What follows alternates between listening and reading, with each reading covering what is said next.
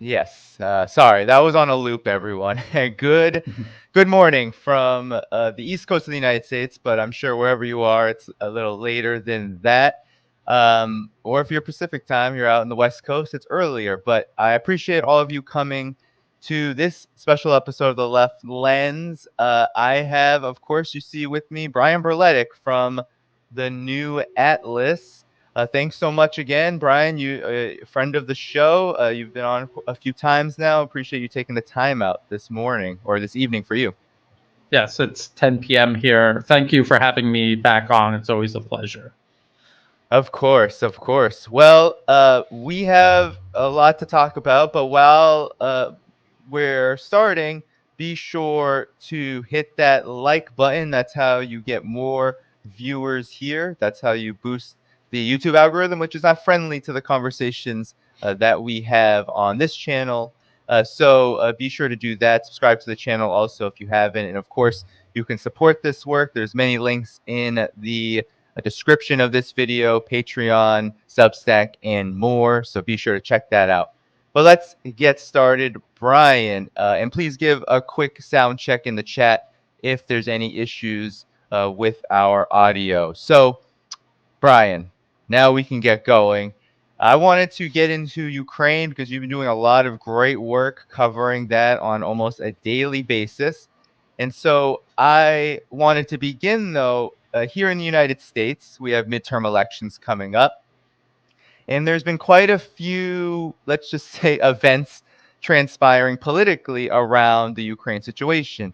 Last Monday, we had the Congressional Progressive Caucus publish a letter to Joe Biden's administration saying that they were in favor of diplomacy and that they wanted some sort of conversation about a possible ceasefire. However, the caveat was they supported everything that had happened up until that point with regard to the U.S.'s involvement in the Ukraine conflict up until that point.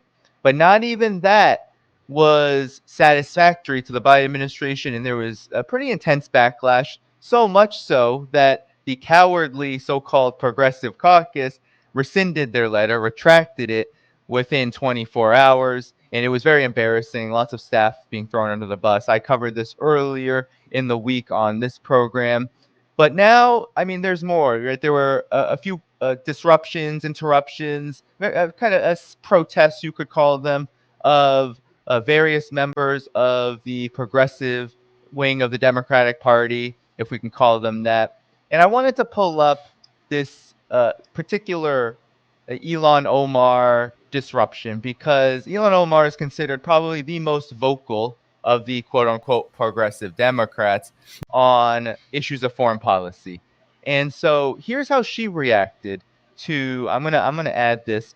Um, Here's how she reacted to these protests, these disruptions.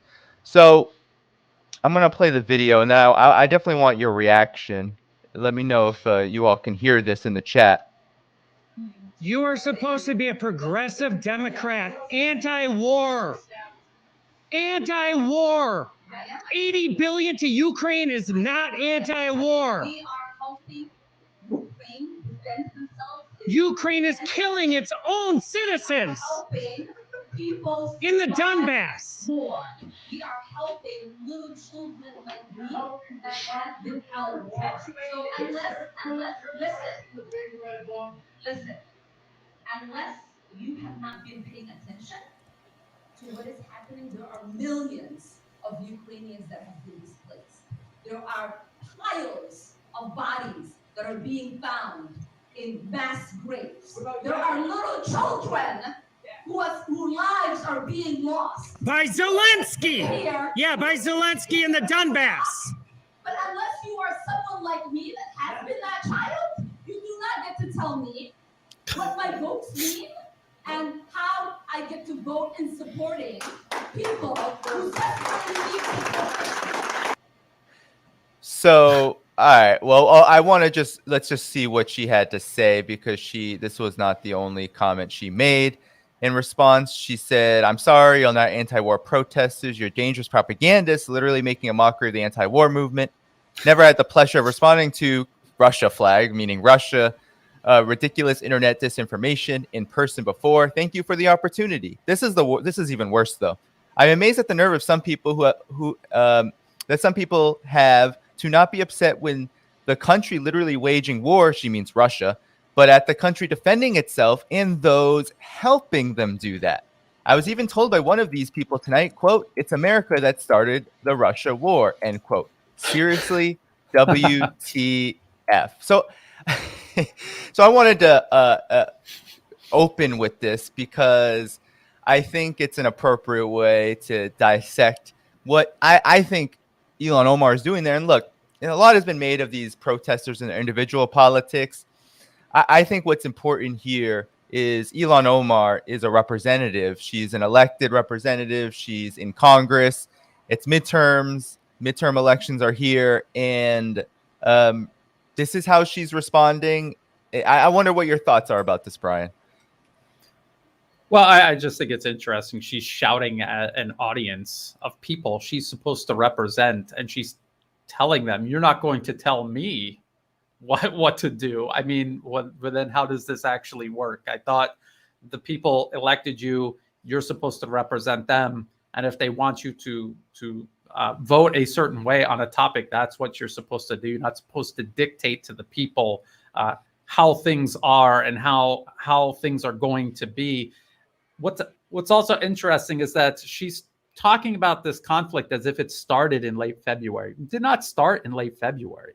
Russia did not start this war in late February. It intervened in the middle of a war that has been going on since 2014, when the United States, who most certainly did start all of this, illegally overthrew the elected government of Ukraine, installed a client regime propped up by literal Nazis, not even neo-Nazis, Nazis directly linked to World War II collaborators, Nazi Germany collaborators. And then from that point onward, they did openly anti-Russian, and we're talking about Russian-speaking Ukrainians, legislation that targeted them, started restricting their ability to use Russian. And then the actual conflict in the Donbas, which has been raging since 2014, thousands dead, thousands of civilians dead. The damming of the northern Crimean Canal, denying the people of Crimea fresh drinking water. I mean, all of these things have been going on since 2014. Her sense of history started late February of this year. It goes to show you how disconnected she is. And we were talking about this before the show, and you said she's going to tell you how it is because she read the Washington Post, because that's all she's doing. She did no research. She is just repeating the propaganda that we have all seen in the Washington Post, in the New York Times. And this is what's making people upset. This is why they're shouting at her, and her just dismissing it and insisting, it's just going to make it even worse. It's just going to make people more and more frustrated. Yeah, and one of the most disturbing parts of the response was how she used herself, right? She said that a child like her, and that people who were shouting at them, and look, these same protesters, part of this same group, whatever their politics are, they have been going around the country doing this, and she's responding saying that because she claims herself to be a victim of war, that somehow that gives her the authority to spread what actually is disinformation. This idea that the Ukraine is just some singular victim to Russia, and that there's absolutely no other factual basis to this conflict, that she knows this because she's experienced it, right? And that's kind of a very some people call it identity politics. I call it identity reductionism, reducing everything to yourself and your own personal experience. Meanwhile, Ilhan Omar doesn't have the greatest record when it comes to U.S. foreign policy in Africa, on the African continent either. She's from Somalia. She's been booed at political events by her constituency in Minnesota, with big Somali community there. And she's been booed because she has supported sort of these like liberalization policies, a regime like soft power regime change that you talk a lot about, right? Yes. This propaganda and this U.S. interference under the guise of democracy. So she's been booed on that basis. But I think the most disturbing part for me is that she will promote Washington Post propaganda while using herself as kind of the anchor for it. And I think that's just, to me, that's just a really low form. If you don't know what's actually going on, at least be curious. But you're a representative who's voting for tens of billions of dollars, 80 billion in total of U.S. military aid transfers to Ukraine. Perhaps you should know a little bit more about what the United States is actually doing. Yeah, and again, these are all the logical fallacies and all the propaganda tricks that we always. The first thing she's talking about is children. I mean, because that hits on emotional, on an emotional level. She's not talking about facts. She's not discussing any details about the conflict. It's just this very superficial, ambiguous, emotional narrative that she's throwing back. And it's kind of like a watered down version of what the Washington Post and the New York Times do. And her own personal experiences are irrelevant. We're talking about what's going on right now in Ukraine. So unless you came from Ukraine, and even if you were in Ukraine, look, there is a conflict right now where there are Ukrainians on both sides fighting. So obviously they disagree on what's actually going on there and their point of view. So how is she going to weigh in on this with her experience when she was a child, under whatever circumstances she's referring to? It doesn't make any sense. And it's a cop-out from having a real discussion about the topic, which she cannot do. No one in Washington can, because they're not actually making, it's the other way around. The people are not telling her what to do. She's not telling the people what to do. These special interests in Washington and on Wall Street are telling her what to do. And she has to do it. And now she's making excuses as to why she's doing it, or to convince herself that she's right for doing it. Yeah, maybe this is a good time to also segue into some of the propaganda points she hit on. So maybe you could talk about this idea of Russia committing massacres, because this was, I remember Bucha early in the conflict, that was a huge talking point that, Russian military armament was committed a massacre there and helped commit a massacre there. And, there's been so many of these offensives and counteroffensives. Could you talk a little bit more about some of that propaganda, right? This like atrocity propaganda of Russia is the killer. Russia is killing Ukrainians without any sort of strategy or like care or anything like that. It's just Russia invading Ukraine, killing people. Like what's the truth of the situation? You said a little bit with there are people on both sides obviously fighting, but what else can you say about that point? The Bucha incident in particular is very telling. All of the information that I presented to refute that came from the Western media, came from papers like the New York Times. We see these people shot dead recently, very recently, too recently for it to have even been Russian troops who had already pulled out for a while from that area. They were wearing white armbands, and it was very clear that these were reprisals from extremists, Ukrainian extremists that moved into the area after Russia's withdrawal. They were tied up, they were shot, they were mutilated. And then the New York Times actually wrote an article, and I don't think they put the video, but there was like a screenshot of it, where Ukrainian extremists they had Russian soldiers and they killed them the exact same way. The Russians were wearing white armbands, they were tied up, they were tortured, they were killed, their bodies mutilated, exactly like the Bucha victims. So you're telling me that it is Russia, but the only evidence we actually have of anyone killing people like this are Ukrainian extremists who are doing it at the exact same time these deaths in Bucha supposedly took place, around the same area too that they took place. So I mean, really, show us the evidence, or we have to be very skeptical, because look how many times the U.S. has lied to us about human rights abuses as a fabricated pretext to go into yet another country and interfere. Libya, Syria, Iraq to a large degree. I mean, there were the weapons of mass destruction, but there was also the other issues that they would always try to bring up in case that didn't convince you. Well, like Saddam's also abusing people, mass murdering people. So we have to see the evidence. They produced no evidence. And then after that, each incident that they've tried to roll out and use as evidence of widespread Russian atrocities have been even more flimsy, to be honest. Like what evidence? I haven't had anyone explain to me the actual evidence and convince me. And I've looked for it. Yeah.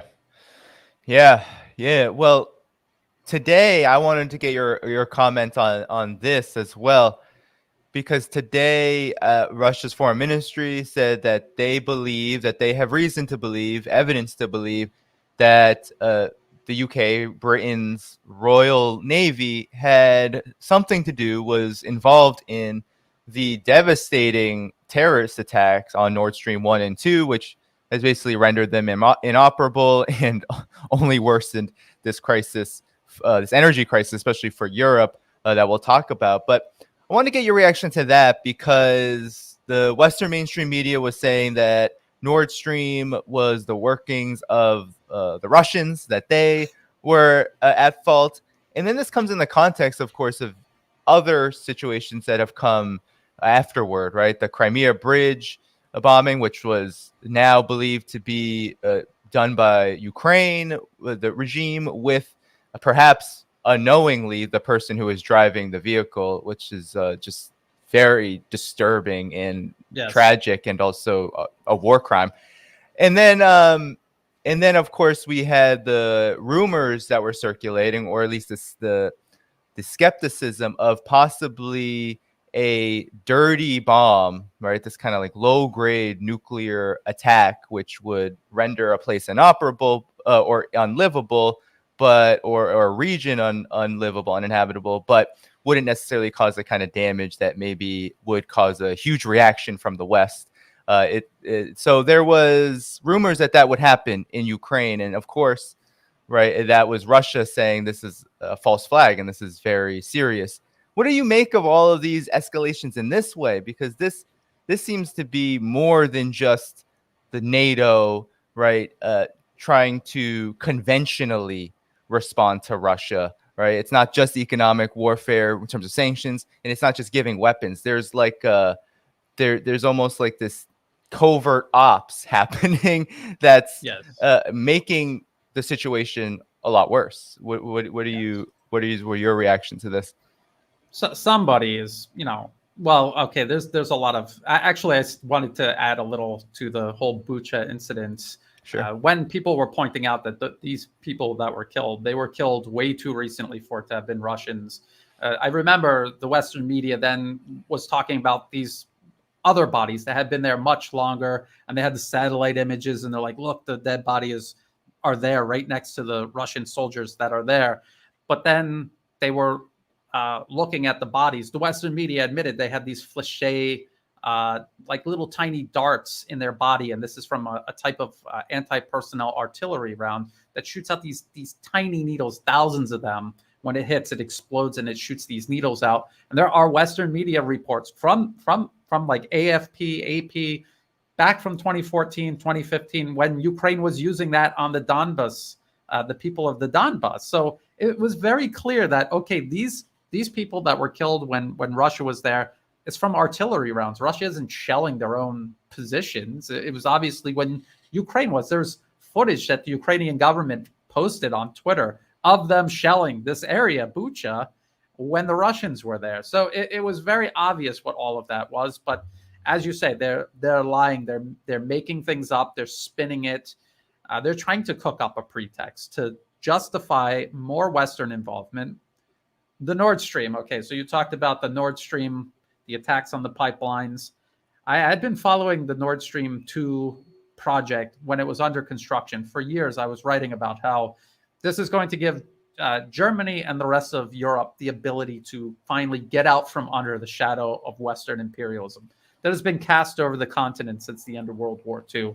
They're going to work closer with with Russia. They're going to have cheap energy. They can boost manufacturing. They're working more closely with China. The Belt and Road Initiative is crossing Eurasia, reaching Europe. And it really looked very optimistic. But at the same time, I realized that this is the end of American hegemony. They will do almost anything to stop this from materializing. And I thought that, all kinds of much lesser moves, but actually blowing up the pipeline. I mean, it couldn't be more extreme than that. They just physically blew it up to make sure that this was no longer an option. People saying that it was Russia, I mean, it makes no sense. They could have just turned it off, and this would have been leverage. This would have been excellent leverage for Russia. Taking that leverage away from Russia, who does that benefit? The United States, only the United States. Now, the Russians are claiming they have evidence that the UK did it. I would need to see that evidence.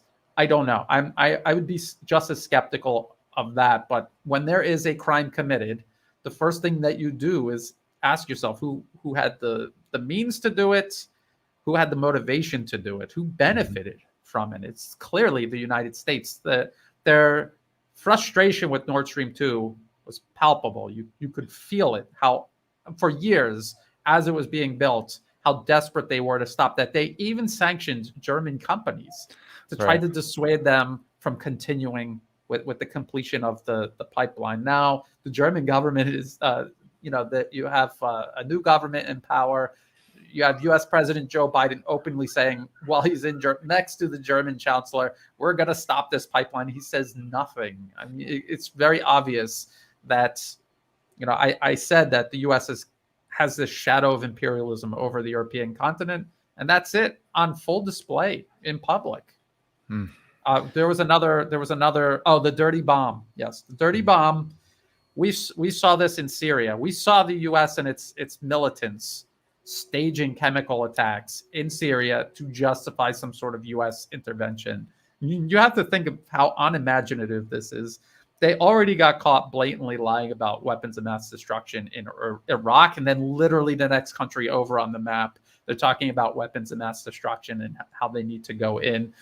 And if you examine the OPCW reports, this is what stood out to me from. They had pictures of these holes in the rooftop. They're on the rooftop. They're looking at all of the buildings in the surrounding area. They all have these very similar impact craters. And you see this canister just sitting next to one, and they're claiming, yeah, that caused the hole here. What caused the holes on all of the other building tops? And in the report, they even said that, there were mortars. And they're all similar to this hole that people are claiming this chemical canister created. It's very obviously staged. They even went to one of the weapon workshops in the area that the militants had been running during their occupation of this area, and they had the exact same canisters sitting in the workshop. And this was in the OPCW report. So it's so obvious it was staged. So with the dirty bomb, it's the same thing. Russia tried to get ahead of these chemical attacks in Syria by saying we have intelligence. They could do it any day now. So they're trying to get ahead of it to encourage them not to, or to blunt the impact when it does happen. I think they're doing the exact same thing with the dirty bomb. Is the West encouraging Ukraine to do this, or is Ukraine doing this on their own?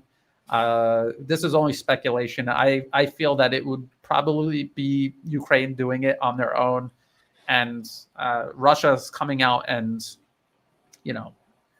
mentioning it, putting pressure on Ukraine. The West is obviously going to publicly deny it, but I think privately they're going to tell Ukraine, if you do this, you're just going to complicate things even more. I don't think there's really a way out, because we cannot go in and fight Russia toe to toe in Ukraine. I just don't think the whole point of a proxy war is to fight your war with other people and other people's money and other people's lives, not your own. So I think they will try to keep it that way for as long as possible. Yeah, I wanted to pivot a bit because you've done a lot on the military side of this, but I think there's a connection, because it seems like in reality, the factual basis, the factual background behind what's going on in this conflict, it seems that despite Kharkov, there was all this celebrations about Ukraine's military is making all this progress. Kherson, the same kind of reaction in the Western press. Western mainstream press. But then you have these referendums that basically, went really well for Russia. And there's kind of been like this stagnation, it feels like, on the battlefield for Ukraine and the NATO side. And this comes, you've talked about this a lot, as NATO is running out of weapons to give Ukraine. Ukraine is running out of weapons as they fight. So could you talk a little bit about the reality of this idea that Ukraine is somehow winning? It even seems like the congressional letter, this Congressional Progressive Caucus letter, was very conveniently timed in this sense, in that it came out as this winter is coming, and we can talk more about the economic fallout of the protests. We'll talk about that after. But could you talk about the military side, like who is winning this? Because here in the West, especially the United States, it is all Ukraine is heroic, they're winning, and that's kind of that. Yeah, so you have to look at the you got to scratch under the surface. So on the surface, it looks like Ukraine is taking all of this territory, so surely they must be winning. And they are, of course. They did take a lot of territory in Kharkov. They also took a bit of a chunk out of Kherson, also in push. Now it's been a week or more since they did that. But you have to ask yourself, at what cost? And at what cost for Russia? If you take territory and your enemy falls back and you lose half of your forces doing this, and you don't come even close to inflicting similar or greater losses on your enemy, did you really win? Because, okay, you have this territory. Now you're more stretched out. You took heavy losses. You didn't encircle or destroy your enemy's forces. So what have you done? You're costing yourself while your enemy is conserving their energy. It's like a boxing match. You have an old veteran. He's, a pro, and you've got this rookie. And in the first couple of rounds, the rookie is just throwing everything he's got. And he's going to burn out. He's going to exhaust himself. And the old pro, he's just going to, conserve himself, pace himself. And then after this rookie exhausts himself, he's just going to systematically dismantle him in the remaining rounds. This is similar to what I see happening in Ukraine between Russia and Ukrainian forces. Ukraine, even by the Western media's own admission, they took catastrophic losses around Kherson. They also took heavy losses around Kharkov. We're talking entire brigades. A Ukrainian brigade at full strength is around 4,000. So we're talking multiple brigades lost. Their equipment lost. You can look on Telegram. You see entire columns of Ukrainian armored vehicles just sitting there destroyed day after day after day. And then you look at the equipment going into Ukraine from the West, and it doesn't match up. It doesn't add up. There is much less going in than what Ukraine is losing on the battlefield. They admit this. They're admitting that this is what's going on. Meanwhile, the Western media admits that Russian forces, they're just falling back. When there's a hard push by Ukraine, Russian forces fall back. So they're losing this territory. But by the time they decide to take it back, there's not going to be much of a Ukrainian military left to fight. I was just looking at the most recent aid package. I think it's $275 million of small aid.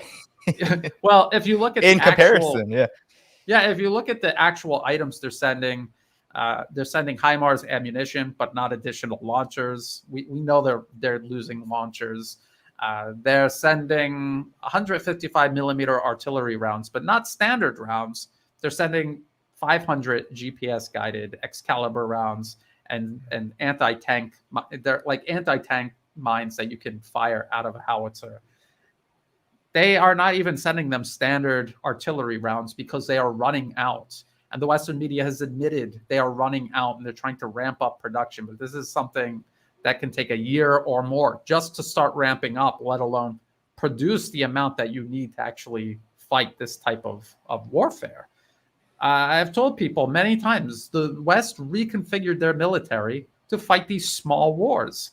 That they're not thinking about fighting on an industrial scale like this in Ukraine. And it would take years. It took years to reconfigure America's military to fight these small wars. It will take years to switch it back to large-scale conflicts with peer or near-peer competitors. What is Ukraine? Okay, so Ukraine took all of this territory. They're out of everything. Nothing is coming. Where are they getting more tanks from? I haven't even heard a ridiculous proposal of how they will go about replacing their tanks. Even the idea of sending Western-made battle tanks, the Western media, however childishly optimistic they've been, even they say that that is not practical, and that's most likely not going to happen. So what are they going to do? And meanwhile, Russia, in addition to preserving their forces, are bringing in 300,000 additional forces. So if you look at the front line, like you said, Danny, it's kind of stable. It's stabilizing. The momentum of these offensives has burned out. And I wouldn't discount another major push by Ukrainian forces. Russia seems to even think a big push is coming for Kherson, but that initial momentum, that is gone. Yeah, and I mean, when you, I've heard it through reports coming out of Russia, that these 300,000 that are mobilizing, they're getting ready, and it seems like the more that Ukraine loses in terms of men and weapons, means that when those 300,000 are deployed, it doesn't look too good, and it's going to happen probably around the period where Europe, and maybe we can segue here, Europe is going to be reaching maybe the apex of this ongoing rolling economic crisis, the economic fallout, because as the US and NATO and EU countries have made Russia the most sanctioned country in the world, they've also paid for it quite heavily in terms of just skyrocketing energy prices, which has just immensely increased the overall inflation situation, which was happening even before February. So could you talk about, because yesterday there were major protests again in Prague, in Czechia, and there's been protests everywhere, Germany, France, all of these EU countries are experiencing protests against this. Some of them are very clear about stop supporting this war in Ukraine, withdraw, do diplomacy, stop this. We can't take any more of this. We're suffering because the economy, the deindustrialization is happening right now, and that's affecting people's jobs and livelihoods. And now even Ukraine, Kiev came out as well yesterday saying, yeah, we're probably going to freeze if something doesn't change. Please send us blankets. Like, this is send us blankets. I mean, that's a really desperate call. So what's your reaction to this economic fallout and the response to it? It's very depressing to watch when you're watching politicians in power in the European Union making decisions that are not in the best interests of Europe, not in the best interest of the people, not even in the best interest of the business communities and the more well-to-do in Europe. It's not in Europe's best interest to do any of this, but the European Union is a captured institution. It answers to Washington. If you think back to 2014, why was the U.S. Overthrowing an elected government in Ukraine in the first place? Because of a long-standing and hardly secret policy of encircling and containing Russia, eliminating peer and near-peer competitors. That doesn't just include adversaries like Russia and China, but also allies like Europe or Japan or South Korea. So the U.S. has these leaders in power to answer to Washington's interests, to rearrange Europe to serve Western American interests, to encircle and contain Russia. They don't care about anything else. It's just like Ukraine. They are using Ukraine as a proxy, and it is a disposable proxy. They couldn't care less about what ends up happening with Ukraine when this is all said and done. And it extends to Europe. Europe is no different. People think that it is, but it isn't. It is also a disposable proxy that the U.S. will use up to the last euro to advance their geopolitical objectives regarding Russia and then also by extension China. So when you see them making these decisions, let's try to cut off Russia. They know it might hurt Russia's economy. They surely had to have known that it was going to hurt Europe's economy, but they don't care because this is about advancing American interests, not Europe's. They don't care what happens to them. There's definitely going to be protests in Europe. The idea of cutting off your cheap energy coming from Russia and having no alternative, who would do that? Who would make that? Even for the US, you could see how desperate and the type of corner they're painting themselves into, where even if they're just obsessed with winning this, they're running out of options to do that because they're not going to do it this way. They're doing a very similar process regarding China as well. So yeah, there's going to be more protests. Things are going to start falling apart in Europe. You cannot switch from Russian gas piped into the continent to liquid natural gas shipped over the sea from the US. It will always be more expensive, always. And if that's the case, if that's the future that you have chosen, other places on Earth with cheap energy are going to outcompete you industrially. So you are destroying your economy indefinitely. You will never be competitive, and your economy is going to reflect that, the lack of competition that you are able to present. So it's a dead end. Europe is in a dead end. The US is in a dead end, and they're expending their so-called allies first before it starts impacting the United States. This is extremely depressing to watch. Yeah, and I think with the United States, there's like this incredible, just narrow tunnel vision, short-term interests focus, like entirely, because everything you said just in the medium term, even in the now term, but the present term, but even just the medium term and the long term, this is not going to go well because no matter how much you want Europe to be a vassal of the United States, and that's exactly as you said, Europe is not, it may have this, they call it the special relationship, the UK and the United States, this kind of like shared imperialist history.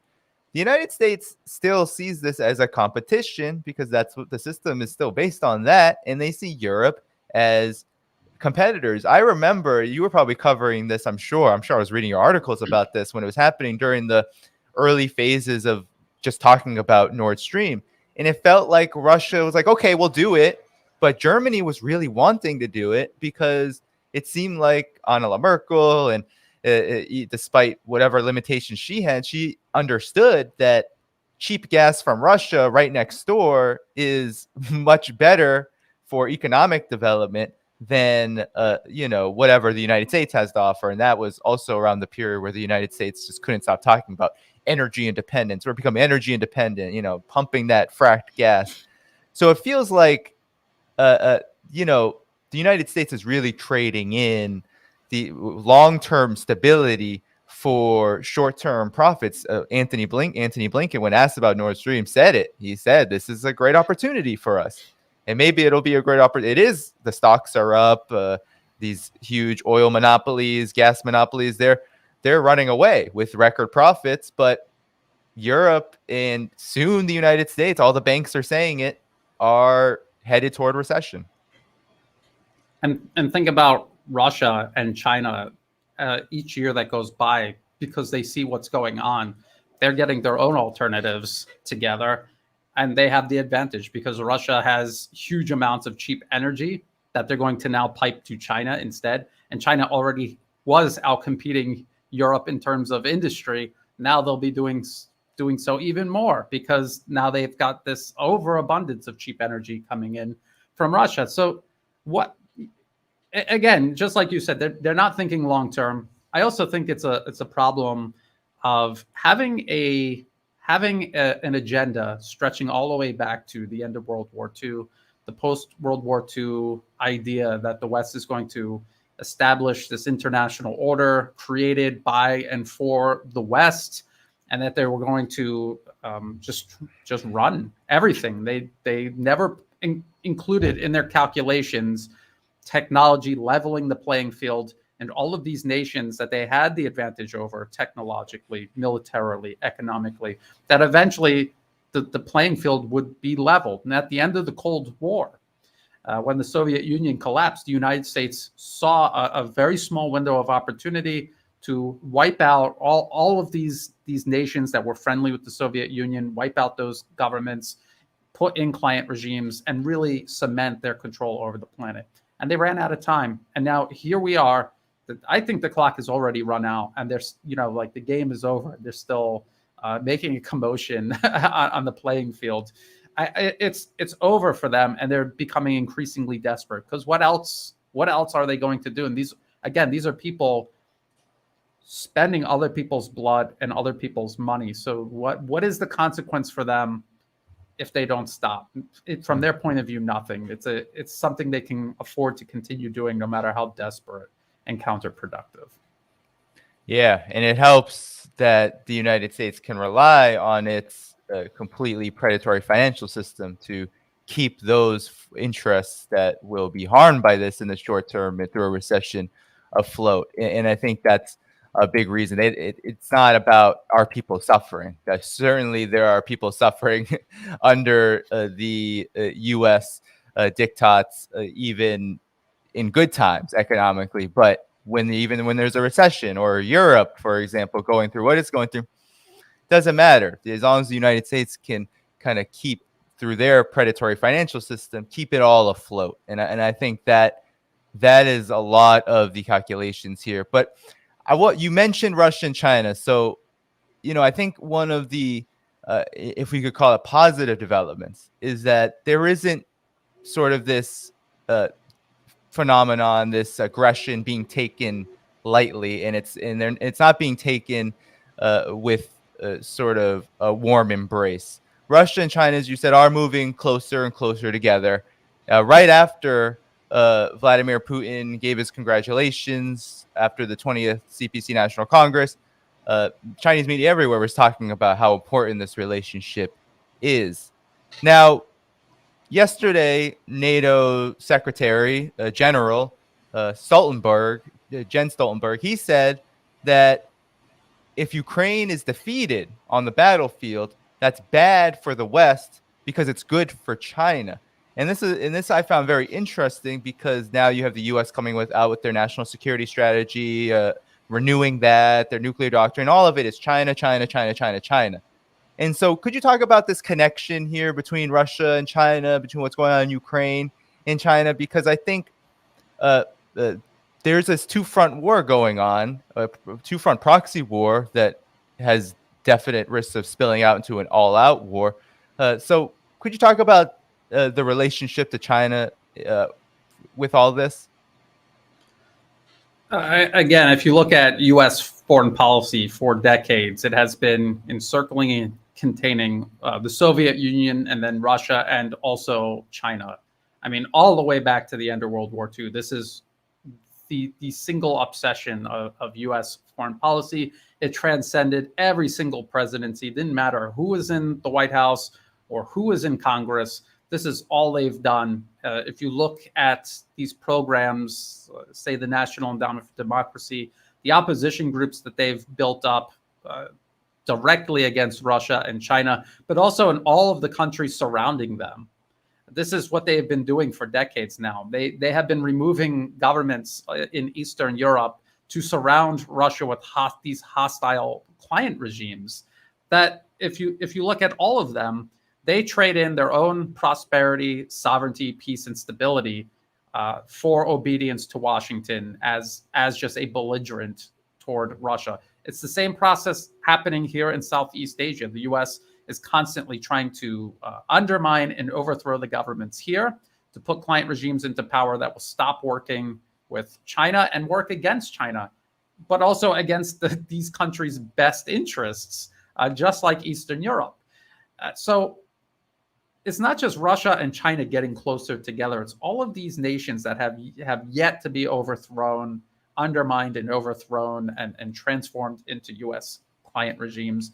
They're also getting much closer to both Russia and China. Here in Thailand, the U.S. is trying to overthrow the current government and overthrow all of the institutions that make Thailand,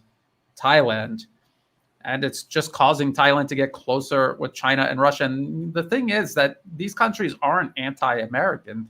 They have nothing against the American people. They like doing business. They like selling their goods to American markets. But who would tolerate being told what to do, how to arrange your society, how to run your affairs, and decide decide for them what their foreign policy is going to be? Nobody would tolerate that. Why should they tolerate that? So it is becoming a huge problem. People are seeing it more clearly. And the U.S. is being, I would say, more overt about what they're trying to do. So, if they're saying, if we lose in Ukraine, it's going to be a win for China, because they're admitting it now publicly, that this is all about the U.S. preventing Russia, China, and anyone else from surpassing them. And when we're talking about China, it's even worse, because just think about what they're saying. China's population is larger than the G7 combined. Their economy is going to surpass America's. I say this a million times. They have millions more graduates every single year than the U.S. in science, technology, engineering, mathematics. They have a massive industrial base. Why shouldn't they surpass the United States? It only makes sense that they would surpass the U.S. There's more people. They work hard. They have world-class infrastructure. They've heavily invested in education. Why shouldn't they surpass the U.S.? What is wrong about that? When you really think about it, what the U.S. is trying to do fundamentally is irrational. It is completely irrational. And if that's the starting point, a starting point that is completely irrational, everything that follows from that is just going to be absolutely bonkers. And that you see it manifesting itself. This policy against Russia, cutting off your energy imports from Russia, basically putting sanctions on yourself, isolating yourself from the rest of the world. This is what they've been left doing, because the premise of what they're trying to achieve, American hegemony over the planet, and specifically over Russia and China, is completely irrational. And I think the key term is American hegemony, because Europe is now facing a precipitous decline. If the United States is on this kind of slow rolling decline, Europe is now facing a really precipitous decline and crisis. And a lot of it too, I mean, it goes into, it's like Europe was getting, Nord Stream was a part of this, right? Being aware that Russia is a reasonable trading partner, given it's right next door and it has all of this energy which is needed to fuel an industrialized economy. Same goes with China. China has all of this manufacturing capacity, which now Europe needs, because Europe, similar to the United States, has also exported a lot of its industry abroad. So it needs that those high quality goods at cheap prices to keep the economy running. But nonetheless, they're both Europe is treating both in a very similar way, because the United States, they're just listening to the United States. They're letting the U.S. rule them and say, okay, we'll take the American option. Well, the American option is getting rid of anything, and this is why people are angry, anything that protects working people, ordinary people, subsidies for energy, for example. It's subsidized energy essentially to get cheap Russian gas, healthcare, all of that is on the table to be chopped away once the United States gets more of a grip on Europe's economy. But I wanted to transition, because I think that when it comes to Russia and China, the direction that they're going in, both through their strategic alliance and what they're doing as individual countries, as you said, it makes a lot of sense that they would be moving forward, China moving forward to ascend past the United States and maybe every key area there is, from economic scale to life expectancy, all of that. And Russia also coming out of a really dark period after 1991, after the fall of the Soviet Union. It makes sense that they're doing that, given what they're investing in and the kind of domestic and foreign policies they're pursuing. And then there's also this kind of like, if you could talk about there's like this escalation in this regional and global integration independent of the United States and NATO and the EU. Uh, the SCO, the Shanghai Cooperation Organization, BRICS has been in the news a lot lately because you had Iran apply to become a member of BRICS Plus, and now you have Saudi Arabia expressing interest, and that's that's something that I think that's considered a surprise to many. That Saudi Arabia, the dictator of the petrodollar, so to speak, is considering joining BRICS, which is China, Russia, India, Brazil, and South Africa led institution, all geared towards how to build an independent financial system. So, could you talk about this phenomenon? Because I feel like it's directly related to how the United States is operating around the world. And it spells, I think, something that is a bright spot in a very dark kind of period in terms of international politics. Well, it boils down to unipolar versus multipolarism. And most nations are interested in, actually, I would say every nation except one is interested in multipolarism, and only one is interested in unipolarism because it is the self-appointed leader of an international order that is unipolar in nature. And it's a no-brainer for countries to want to invest in multipolarism.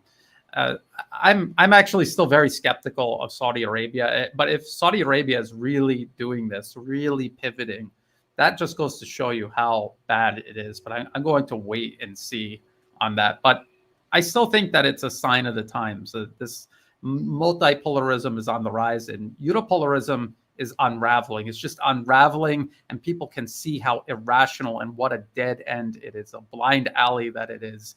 And the consequences of being included in it. Because look, we've been talking about Europe and how they are the ones paying the price for this proxy war. It's not just Ukraine. Now it is Europe.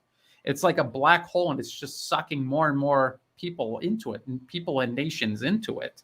And again, just to maintain U.S. hegemony and to advance this idea of encircling and containing peer and near-peer competitors.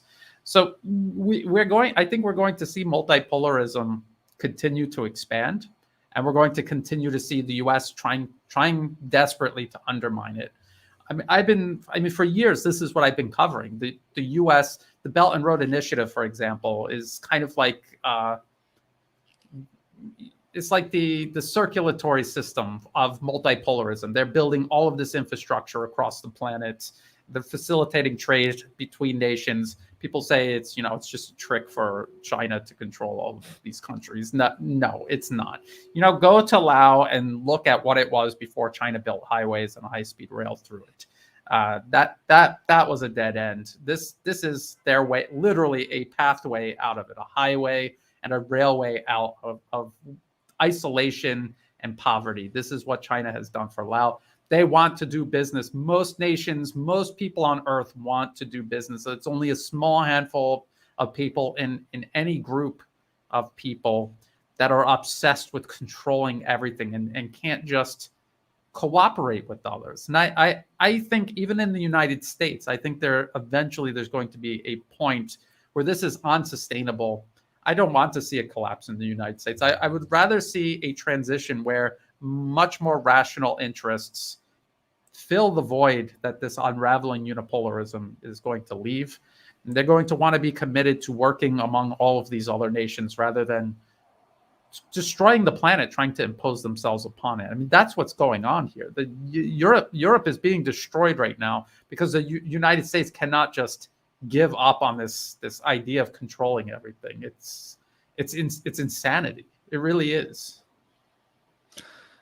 Yeah, and the propaganda war now that's come out of this, because the United States, of course, being the imperial hegemon, this unipolar hegemon, dragging Europe along for the ride, and Europe is very satisfied, at least the leadership, very satisfied in doing the US's bidding militarily, as we've seen in Ukraine and basically anywhere the United States is reaching out its tentacles.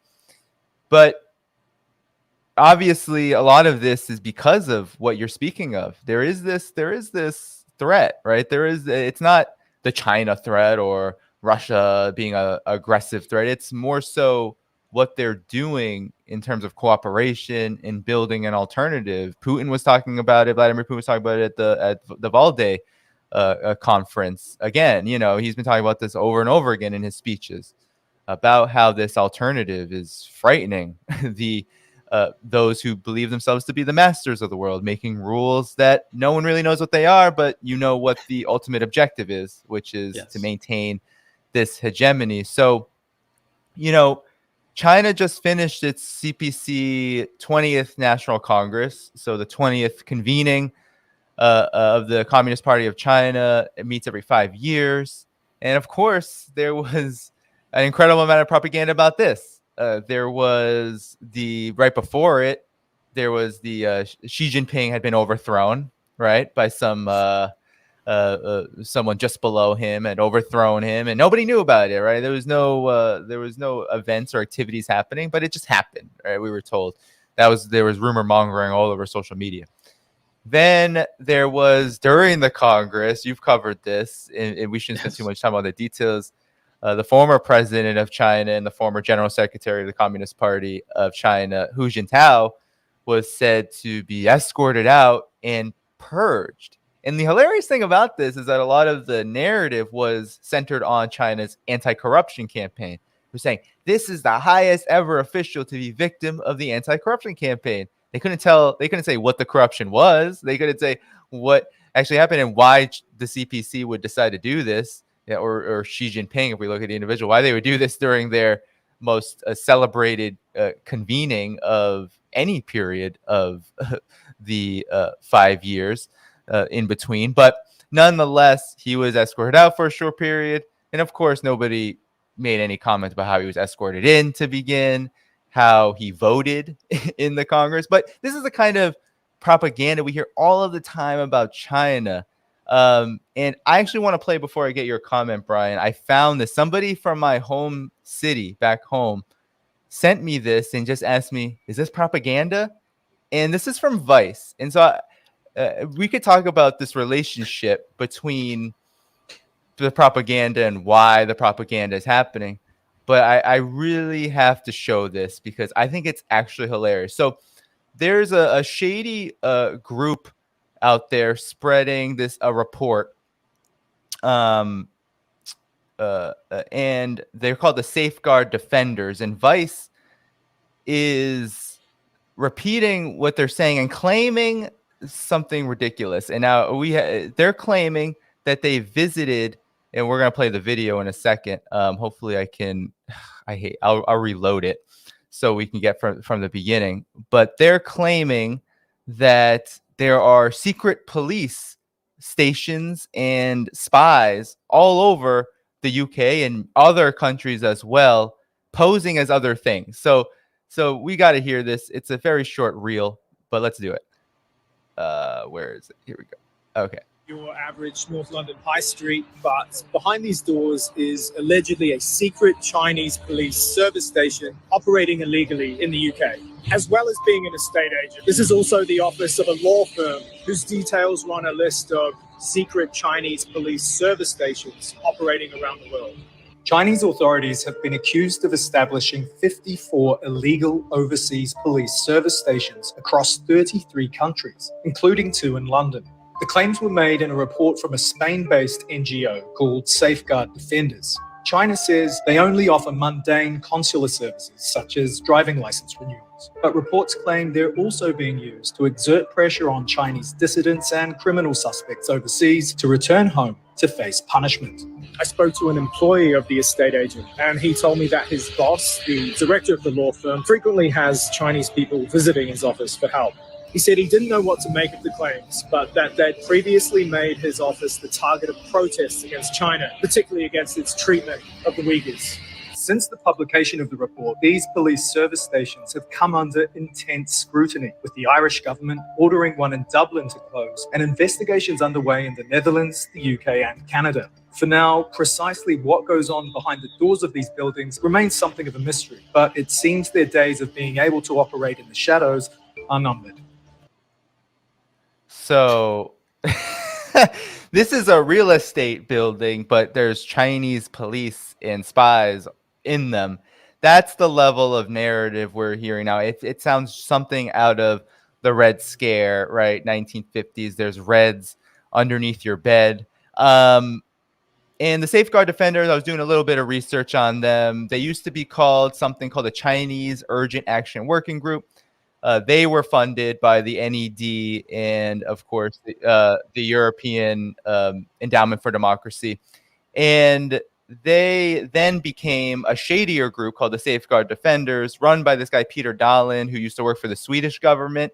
And he actually is being pursued by the Chinese government for doing illegal activities in China back when that working group that he used to be leading was operable there. So nonetheless, he's considered this. He's won the Magnitsky Award, which of course now has sanctions named after them. He is an turfing imperialist, and that's I mean, anyway, your reaction to this propaganda, because it always feels so convenient that it comes up in this time where China is talking about what it's going to be doing in the future, and also reviewing its past and present after this Congress.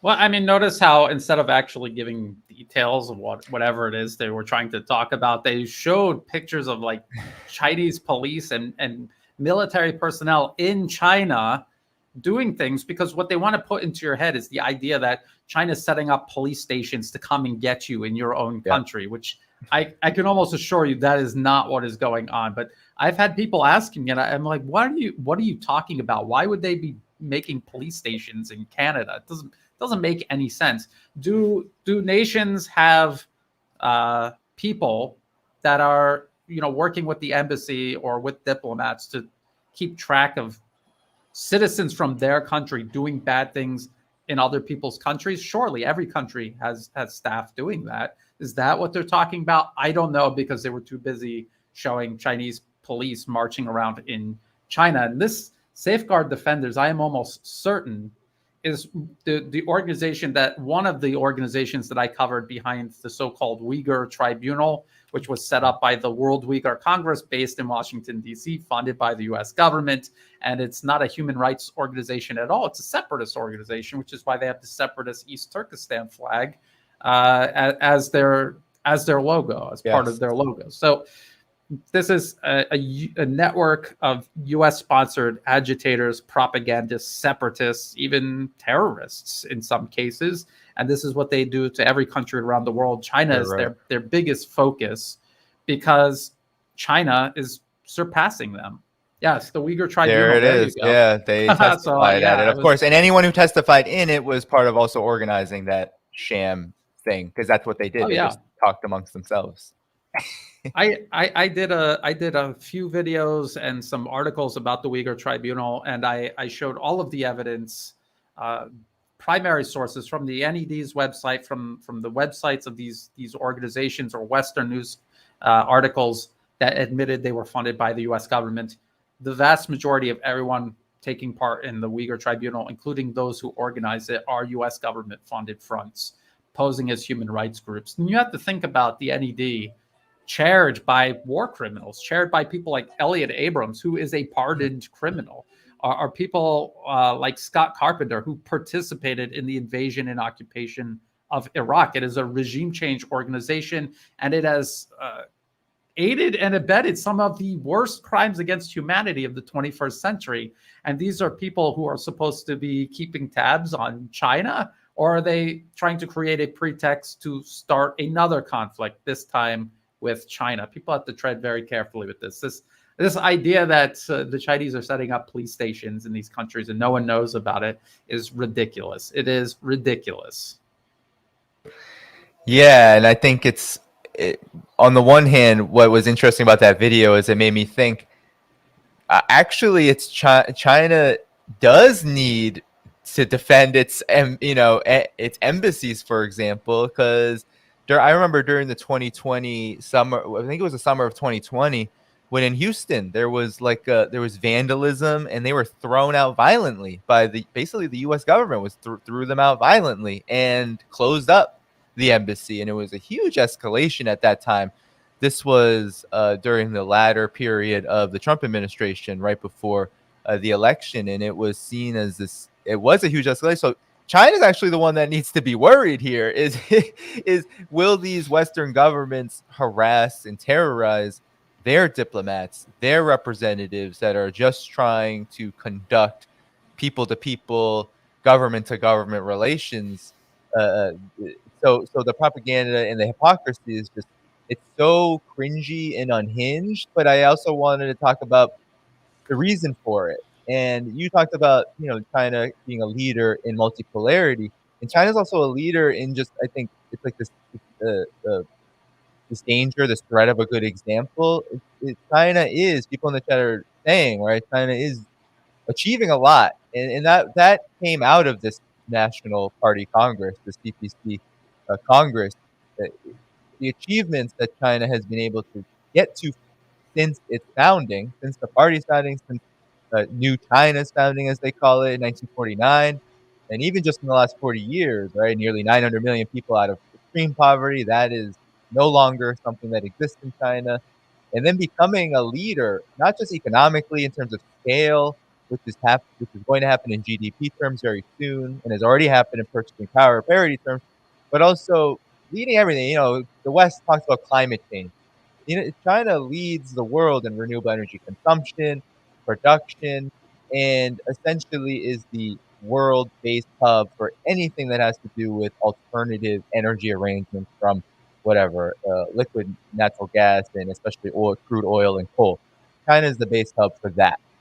High technology, artificial intelligence. You mentioned high-speed rail in Laos. China has more than 30,000 kilometers of that, leading the world.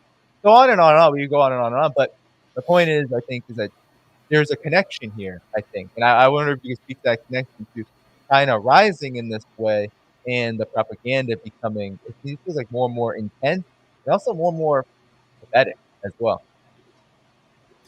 Well, think about what China is doing. It itself is rising. It is building all of this infrastructure in these other nations. They are helping these other nations rise as well. A nation like Laos was easy picking for the United States, for the British, for anyone who wanted to exploit them. It's not going to be that easy if they have infrastructure, a growing economy, industry of their own, the ability to trade with others rather than this isolation that they were under. That is what China is doing to nations all around the globe. Why do you think the U.S. is so upset about what China is doing in Africa? Africa was an entire continent that the U.S., the British, the French all took turns robbing and exploiting, knocking things down when people tried to build something there. China is coming in there and empowering them, building up their economies, building up their nations, making it much, much harder for the West to come in and exploit them. And this is what upsets them. They're doing the same thing here in Thailand. I've lived here almost 20 years now, and I've watched how this country has developed and the relationship it has had with China, the strength that it has given this country to resist Western interference, manipulation, exploitation. So of course the U.S. is going to target China and try to stop China, because it's not just a challenge, China itself, a challenge to the U.S. is also a challenge to everything the U.S. is trying to do worldwide, not just in terms of China, but everywhere else as well. And Russia, to an extent, plays this role. And this is why the U.S. has such a big problem with Russia. And it's interesting how different Russia and China are. But when you listen to their leaders talk, they talk about the same things: multipolarism, investing in your country, investing in your allies' countries, trade equal terms, mutually beneficial, win-win. They are both saying the same things. They're arriving at the same conclusion through a different path, and you see them implementing it and the impact that is the positive impact that it's having. If, say, China and Russia, and maybe some in your audience don't know, but Myanmar is another instance where the U.S. is trying to install a client regime and turn Myanmar against China. Well, it's because of China and Russia that Myanmar is still a sovereign country. I mean, this is just a fact. And without that support, where would they be? Syria, where would Syria be without Russia and Iran helping them? Yeah, no, I mean, it's so true. Yeah, definitely. I haven't covered Myanmar much here. I remember when the color revolution protests were happening. When was that? Was that 2021? I feel like that was relatively recently. There was the February coup. 2021. Yeah. Right. There was the coup that happened there, or the ousting of the former leader, and immediately Myanmar came under sanctions from the United States under the Magnitsky sanctions, which are considered like a freedom-loving, crusading kind of sanctions. And I remember reading over the sanctions memo from the U.S. Department of State, and in it, it was so clear that they were targeting Myanmar's state-owned industries. And then I was thinking, why would they be doing that? And then you look deeper, it's because a lot of Myanmar's economic cooperation with countries like China is driven in that sector. And a lot of which probably because Myanmar's level of poverty, its private sector is probably relatively still very small. So could you talk about that? Talk about that conflict, that instability that's happening there, because you've covered the pivot to Asia and the U.S.'s kind of covert role in fostering this anti-China trend, trying to conduct regime change or just create chaos so that it undermines China's influence in the region. Yes, and as I explain this, it is the exact same process that unfolded in Eastern Europe following the fall of the Soviet Union. So, and it's one playbook, and they apply it everywhere. So, around China and in Southeast Asia specifically, they even named it the Milk Tea Alliance. So it was the U.S.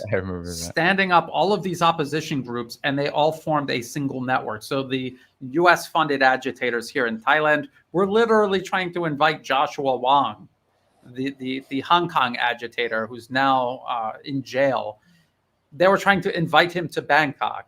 The protesters in Bangkok had Myanmar protesters come and join, and vice versa. So they're pooling resources, they're cooperating because they're getting paid and directed by the same handful of interests, and through the National Endowment for Democracy. In Myanmar's case, you had a British colony gaining its independence in 1948, and it was just like many British colonies. It was divided along ethnic and religious lines. The British did this deliberately because if everyone is fighting amongst themselves, they're too busy to fight their actual oppressor, the foreign regime controlling everything in their country. They had these ethnic minority groups in the colonial army, and they excluded the Burman ethnic majority. And so there were all of these tensions. When the British, when Myanmar got its independence, the British didn't just give up and say, oh, you're independent, we respect that, good luck. No, they continued investing in these ethnic minority armed groups, and it has been constant warfare from 1948 onward. And then the United States became more and more involved, actually from World War II onward. They were involved in Myanmar as well. And what was that? And the Vietnam War also was about reasserting Western control over Southeast Asia and encircling and China, because they knew even back then that if China develops the same way they do, they will be a peer or near peer competitor. So in Myanmar, the National Endowment for Democracy created this entire opposition, the National League for Democracy. Aung San Suu Kyi has literally gone to Washington, D.C., got some award from the NED, the National Endowment for Democracy, from Carl Gershman, then president of the NED, and Madeleine Albright. Madeleine Albright, who thinks it's worth it to kill 500,000 Iraqi kids to do regime change in Iraq. Knowing that there were no weapons of mass destruction, just using that as a pretext. So just to give you an idea, these people involved in Myanmar, supporting the opposition in Myanmar, are people involved in regime change elsewhere, like in Iraq. So that's very important to keep in mind. If you look at the entire National League for Democracy, they're all connected to the National Endowment for Democracy. They all have their own little private fake NGO that the NED funds. If you look at the current foreign minister of the parallel national unity government, so after the 2021 coup, Aung San Suu Kyi is ousted and detained. The rest of that government made a parallel government, like Juan Guaido in Venezuela, or in the Free Syrian Army, and they had that fake government in Syria, but not in Syria, in Turkey. Well, they did the same thing in Myanmar. The foreign minister actually has her own webpage on the NED's website. I mean, this is how transparent and ridiculous it is. And so what the plan was to get them in power, keep them in power, and eventually erase sovereign institutions like the military, like the courts. Aung San Suu Kyi, as leader of Myanmar from 2016 to 2021, had Australian and British citizens in her inner circle rewriting the constitution, rewriting Myanmar's legal system. I'm talking about white guys rewriting Myanmar's constitution. Could you imagine if it was the other way around? Chinese lawyers rewriting the U.S. Constitution, and they're in the inner circle of a U.S. president. Could you imagine that? That is what the U.S. and the British were doing to Myanmar. Now, in the 21st century, that's what they were doing. They were recolonizing Myanmar. So that's why there was a coup. They were overthrowing this client regime that was recolonizing Myanmar. And it's the same exact process in every country, just to a lesser degree. Myanmar's in Southeast Asia. Myanmar is probably the worst case. They were doing something similar in Cambodia. They were even trying in Vietnam, Malaysia, here in Thailand. I've covered this for years and years. Yeah. And I mean, it's just the hypocrisy of this is just so easy to spot, because you'll have more anger in US and Western mainstream corporate media about, like, China and the Solomon Islands, for example, getting into a security agreement because the Solomon Islands literally faced not only an occupation from Australia, but also a similar phenomenon of these violent riots that were targeting Chinese-led infrastructure. So, of course, China and Solomon Islands are going to come together and say, well, how do we ensure that our infrastructure projects that we're working on together are not destroyed?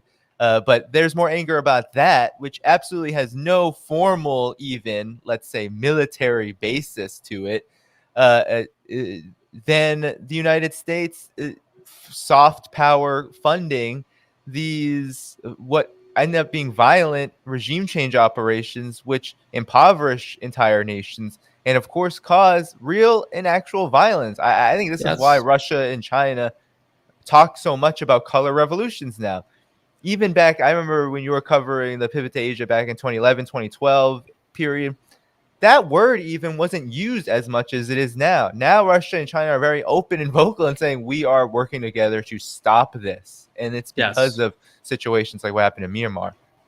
Or what's happening in Myanmar. Yeah, I mean, there's terrorism. Now, I wouldn't call it a civil war because it's not on that level. They're not as popular as the Western media says, this opposition. But it is constant terrorism, large-scale terrorism. And the military is fighting terrorists. And you could even see, I got a video coming out this coming week of a concert. Myanmar's military conducted an airstrike at a concert. When you hear that, you think, wow, that's terrible. Why did they do that? But if you read the details, it's a military base. And everyone at the concert were all militants, including the musicians. They were separatists. They were all separatists. And That's the little detail that they're going to leave out or bury 10 paragraphs down.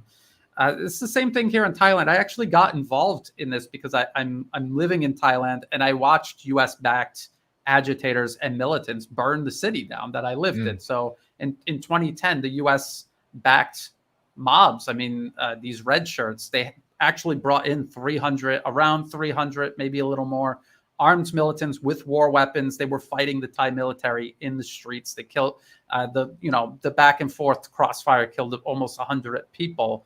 And this has been a problem ever since. And you just said it. You know, when you're destabilizing a country, you're causing this internal strife, this division in society. You are stripping away their potential and their future. You're tying them up. You're wasting time and resources of theirs. So they have to deal with this problem instead of building their country up.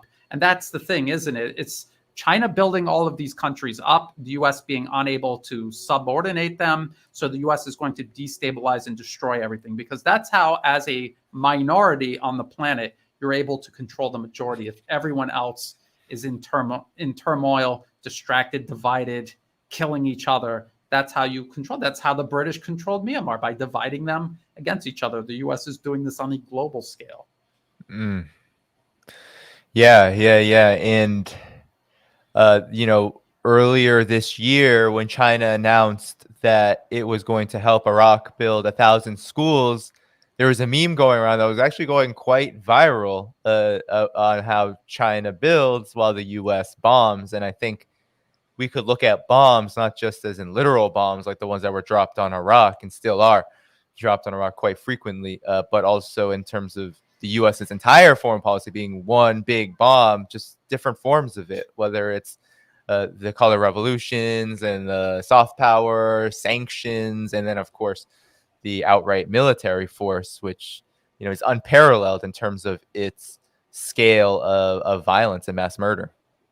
Think about this, Danny. I mean, that's a good way of putting it. Think about it this way. If the U.S. could just, with no consequences, just bomb Belt and Road Initiative infrastructure, they would. But they can't. So instead, they fund and back and encourage these opposition groups in Myanmar to become armed and to go attack, Belt and Road pipelines, for example. In Myanmar, they were attacking the pipelines. They were trying to stop a port from being built. They have these environmental groups, fake environmental groups, protesting against these dams. In southwest Pakistan, they have these Baluch separatists, armed militants, terrorists, attacking the China-Pakistan economic corridor. We're talking roads, dams, a port, power plants. They're carrying out terrorist attacks against Chinese engineers and the Pakistani security protecting them. That's what the U.S. is doing. They are waging a war right now against China, but just by proxy. And then they have the audacity, and their media have the audacity to turn around and say, look at China building up its military. They're so aggressive. Why are they doing that? They're already at war. The U.S. is already at war with China. China is responding. That's what the Western media always does. They don't show you what provoked the reaction. They just show you the reaction, and they show it to you in a way that takes it out of context and portrays it in a very unflattering way. And they can convince a lot of people, because in the United States, I'm an American. I was born and raised in the U.S. It is a racist place, and they already don't like Chinese people. They don't need much of a reason to not like them more. And you see this avalanche of propaganda portraying them as just hordes of monsters coming for them. So it's toxic. It's a ticking time bomb. It's very dangerous. This is why I try to inform people, to try to diffuse it best I can. But I mean, it's pretty bad. Yeah, no, I mean, it is really bad. And all this propaganda, the racist propaganda, because it is all of it. I mean, the same goes for Russia, too. All of it is supposed to make us believe out in the West, in the United States, that Chinese, Russian people and their governments, because oftentimes you'll hear this, what I feel like is such a gaslighting kind of response, which is, we love the Chinese people. I don't actually hear this about Russian people lately. Not since February 24th. But you'll hear, especially with China, we love the Chinese people. It's usually these cringy like China watcher folks. We love the Chinese people, but we just despise its government. And now you have a situation where you have China has widespread support of its government from the people, right? Widespread. People are saying in China that it's highest. It's getting higher, and it's the highest it's been. Um, and you also have the dangers of what's being produced out of this propaganda, what's being allowed to happen because of how this propaganda has worked in a lot of ways. Let's just even talk about the situation with Taiwan, because you've recently talked about this as being kind of like a Ukraine 2.0, or a building up to a similar situation with Ukraine. Different details, important details, especially in terms of Taiwan and its status as a Chinese territory. But in terms of the uh, strategy the United States is employing, very similar. Could you talk about that danger? Because I feel like out of all of this, I think there's a lot of confidence that China will continue to grow. China will continue on its path that it's on now.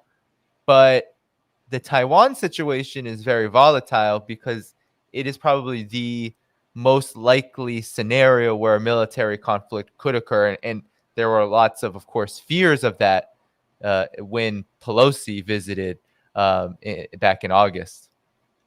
So you're bringing up a lot of good points. I love the Chinese people, but not their government. But then when an ordinary Chinese citizen speaks up about the lies these China watchers and their acolytes are spreading, they attack them. They don't respect them. They don't, oh, you're saying they're all funded by the US. Don't they have agency? But then when someone speaks favorably about the Chinese government, automatically it's assumed they have no agency. They're just paid by the government to say good things about, just say good things about the country that they live in and the government that created these good things. Demonstratively, I mean, you can buy a ticket and ride on the high-speed rail that this government has built all across China, just for example, one example. So that is just, I mean, I was around a lot of racist people, and I know how they tried to couch it. When they didn't want to admit that they were, just a dirty racist, they would try to couch it and say, oh, no, I'm not against all black people, just the ones that whatever, but they are. And just stay around them long enough and you'll find evidence that they are just absolutely racist. So it's a cop-out. They don't have the courage to admit what they really stand for, and they couch it in all of these ways. Now, about Taiwan, it absolutely is the Ukraine of East Asia, and it's much worse, just as you kind of were hinting at.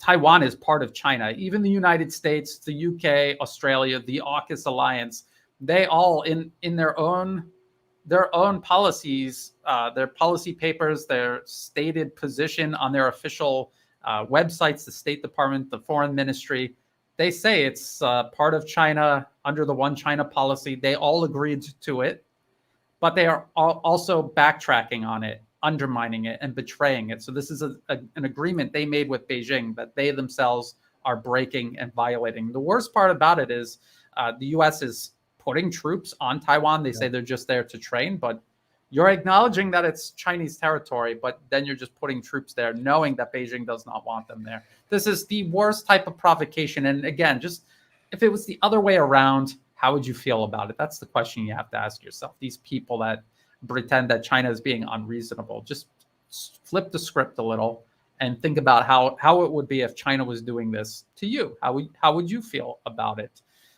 So yes, this is what they're doing. They're lining this up to be the next Ukraine. They're pouring in the weapons. They're trying to build up the opposition. They're trying to get others in the region on board with this, which is very difficult because most don't want anything to do with it or are quietly supporting China in this matter.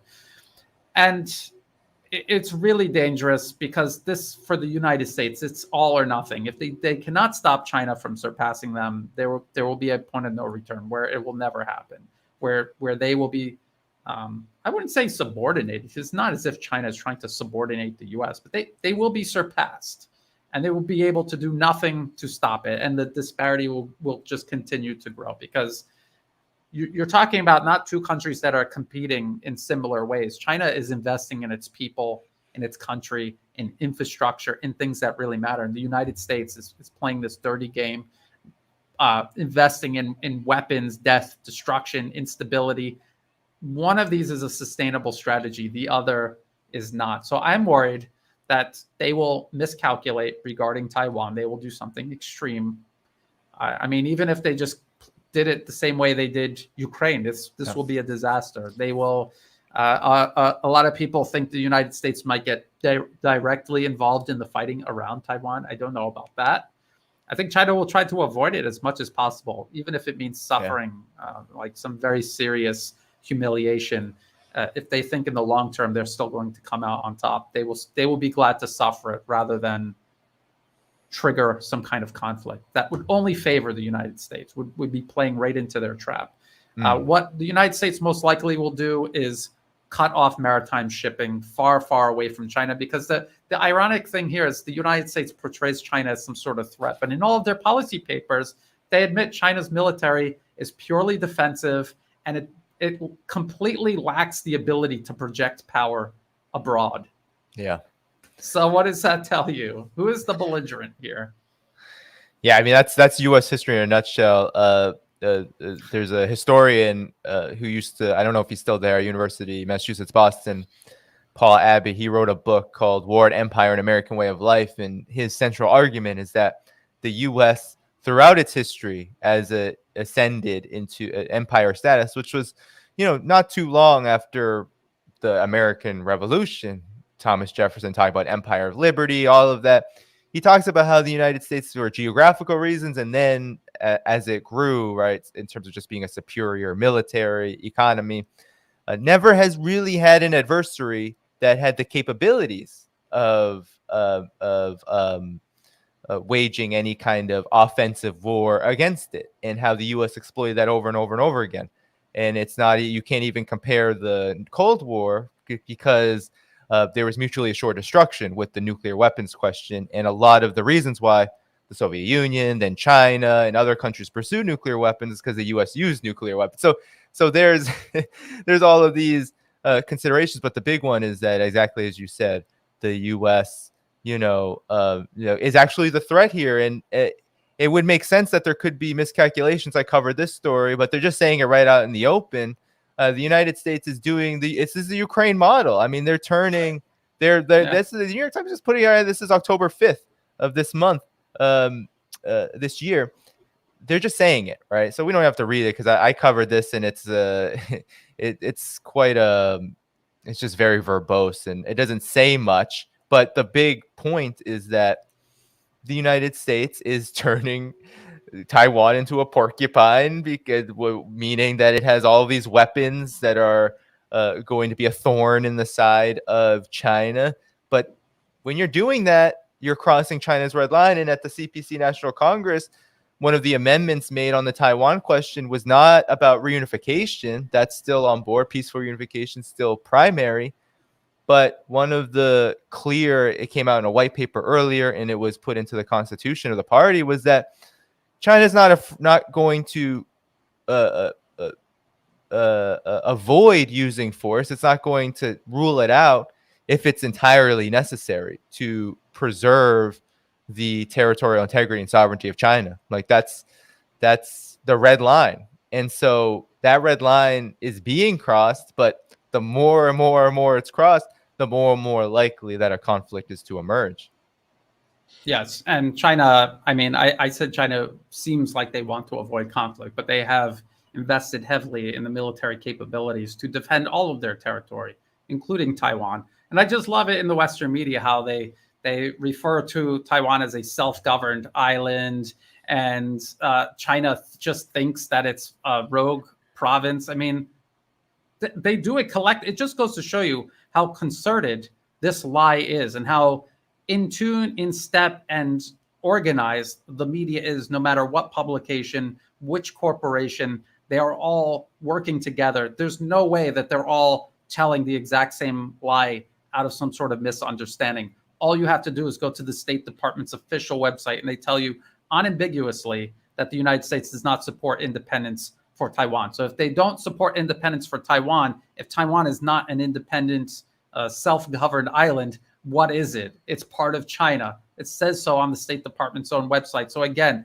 this is a complete and absolutely unnecessary provocation by the United States, just one of many. And I just cannot for the life of me understand when you have people who seem to understand that, we're being lied to about Ukraine and Russia. Of course, the US lied to get us into Iraq, Libya, and Syria. But China is the first thing they're telling the truth about. And they repeat all of the State Department lies verbatim without any sense of, skepticism of wait a minute, why am I agreeing with the State Department? How could this possibly be the first thing they're telling the truth about? And yet that is not my premise, that they've lied about other things, therefore they must be lying about China. I've done years of research, documented research, proving that it is a lie. They're lying about all of these things regarding China, these genocides that are not happening, this bullying of Taiwan that is actually part of China, all of these things that they claim about China. It's also dangerous because it's not just China surpassing the US. It's a non-white country surpassing the West, which has happened when was the last time that happened? And the West is not handling it well, because they have this history, generations and generations, this idea of their superiority shattering. It's extremely dangerous. I mean, if you know someone in your personal life who has had one of their illusion, their whole life is based around this illusion, and it shatters, and you know how devastating that is to an individual. What happens when it's a whole civilization that this happens to, or if we're finding out?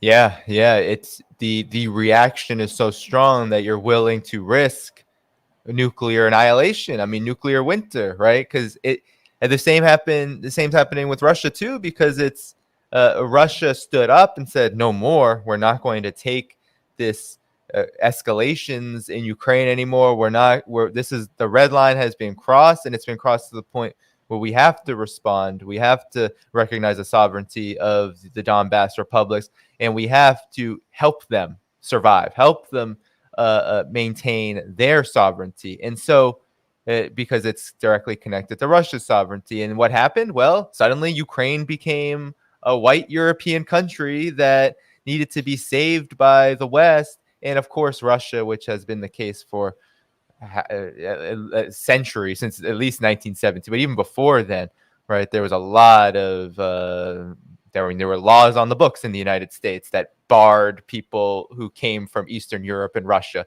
from migrating into the United States. But that anti-Russian sentiment has, of course, just been massively escalated and fueled throughout the conflict. So the reaction is so unhinged and just aggressive and imperialistic that, it's willing to risk the mutually assured destruction guarantee that comes with threatening nuclear conflict. And maybe we can close on this, because a lot of people are talking about this threat of nuclear war. And actually, there's some breaking news that Crimea, the government there, the mayor has said in Sevastopol that they've repelled a drone attack. So there's not a lot of details about who. I mean, we can guess where it came from, because Zelensky has said that they are going to liberate, quote unquote, Crimea from Russia. So that's happened, but it seems like all these escalations. I mean, every time something like this happens, there's more of this conversation of nuclear conflict, and of course, the West. Biden administration has been saying Putin, Russia is the reason why we're at this point. But the actions the U.S. has taken with regard to Ukraine and Taiwan in relation to China seem to say something entirely different. I mean, what's your what's your opinion and thoughts about this nuclear potential, this nuclear conflict potential with regard to the current global situation? When you start talking about nuclear warfare, I mean, that is the last rung on the ladder, the escalation ladder. You can't go any higher than that. And so when that becomes an option, these people in the West who are exploring this idea, maybe we'll come out on top. You have to remember that Russia, China, they know who really runs America. They know it's not people in Washington. They know who the real people are, the real troublemakers. And if it comes down to that, those people are going to be gone. They're going to be done. They're going to make sure they're gone. That's going to be part of the retaliation. They're not just going to wipe out cities with Americans who really, they're misled. They may be going along with it, but ultimately it wasn't their idea. They're not just going to be wiping out these cities and leaving these people, letting them off the hook. So if you want to go to that last rung on the ladder, you need to be ready for you yourself to die, because they know who you are and they are going to make sure that they get you. It's the last play. So I don't know if they would go for that. I really don't know. And I think if there was a nuclear exchange, people would be surprised with some of the targets that were picked. They're like, why did they hit theirs? Because Russia, China, the US, they all know where each other's stuff is, more or less. And it will be in places that might surprise you. So I hope they don't go there. Empires have collapsed in the past. They kind of fade in a way because they think that they can still pull it off somehow. But as they're deluding themselves, pursuing that, it just gets worse and worse for them, to the point where even if they did do something with nuclear weapons, it would make no difference. I'm kind of hoping the American empire peters out that way rather than doing something like that. It's very hard to tell. But again, this is why we have to wake up as many people as possible. We have to show people that they're being lied to again. This is not the first time the U.S. is telling the truth. There are consequences for repeating these lies. You're doing real damage in the world when you repeat these lies and you empower these people to continue perpetuating these policies that are destroying entire nations. And not, they're trying to destroy Russia. In the process, they are completely destroying Ukraine. They are also destroying Europe. Look at Europe. I mean, if you're pro-Western, you love America, you love European culture, it's all being destroyed. It's being destroyed physically. It's being destroyed politically, culturally. Everything is being destroyed. And by supporting this anti-Russian, this anti-China agenda, that's what you're doing. You're playing a part in destroying it. They're going to destroy everything in this process of trying to stop Russia, stop China from existing free. Yeah. And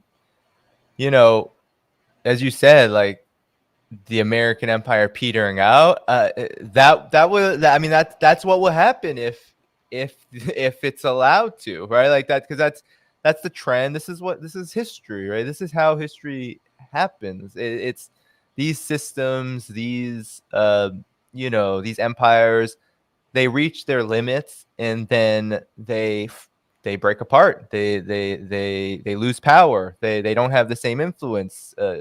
That's kind of, history is not static. It's not stagnant. And I think that what's really interesting about this is you said earlier, China, Russia knows who runs the United States. The contradictions of this, it's so interesting, is you have these really entrenched, like militarist, kind of cold warrior, almost like an officialdom. Some people call it the quote unquote deep state. To me, I think it's the real state. So yeah, they operate a lot in secret, or they're talking a lot more openly and freely now. So how deep they are, they're kind of just publicly all over them. They trust and they hope that people are not angry enough about it, and they are not knowledgeable enough about what's going on to challenge them. But nonetheless, they have a real interest in, as you said earlier, flirting with this question. Like what will happen? We've seen the think tanks, especially, I would say, are the most clear expression, like Center for New American Security. Yeah, they'll go on Meet the Press and say, this is what a war with China would look like. They'll publish articles in the Foreign Policy Journal and say, yeah, we're fighting Russia and China at the same time, and we should be doing that. And here's how we do it. They'll flirt with that, but then there's these other interests that we're seeing it now in Europe play out probably in the most extreme, just in terms of economic stability. And if you're a system, even just a capitalist system, if capital wants to make profits forever and ever and ever and ever, it's going and maximize those. It's probably not going to want an environment where it has actual peer competitors, regardless of their system, with the capability of defending themselves. It's different when it's Iraq and Syria. You could say, well, regardless of how unstable that might make things, at the very least, we'll be able to overtake them militarily. We'll be able to kind of keep things the way we want it to go. This is a lot different, and the possibility of nuclear conflict in the Cold War was called mutually assured destruction. Now that's not even raised, but at the same time, it would annihilate the economic basis for, Elon Musk and Bill Gates and all of these figures. They want to make as much money as they can. The basis for that would be gone because, I mean, that kind of conflict between Russia and China and the United States would lead to a nuclear winter, because all these countries have the capabilities of these China and Russia have the capabilities of defending themselves with nuclear weapons if they are forced to.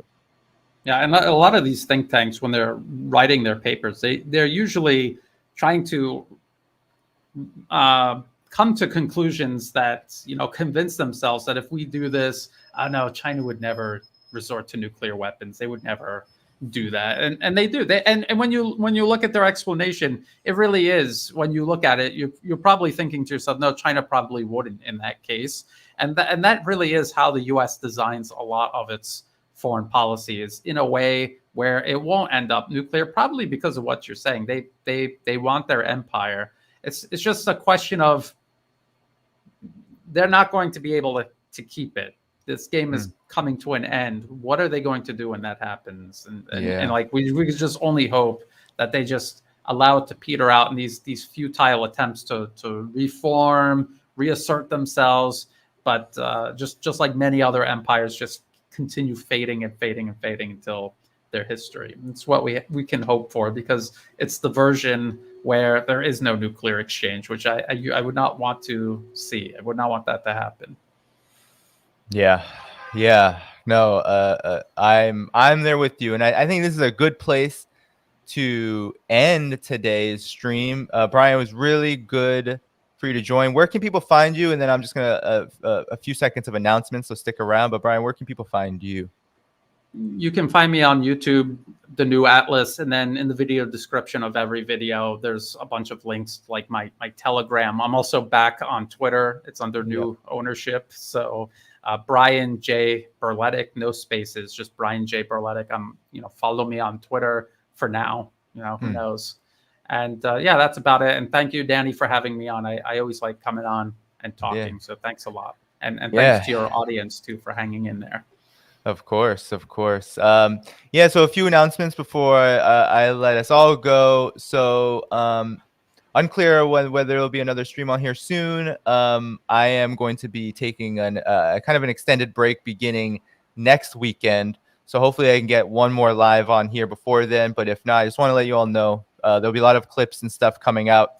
But just wanted to send that out there. And of course, while you're still here, of course, like this video, subscribe to this channel so you can get notified when I go live and when there are clips coming out. And of course, support all of this work here at The Left Lens in the links in the description. Patreon, become a member. Make sure you're helping keep independent media sustainable. You can become a member here on YouTube for $5 a month.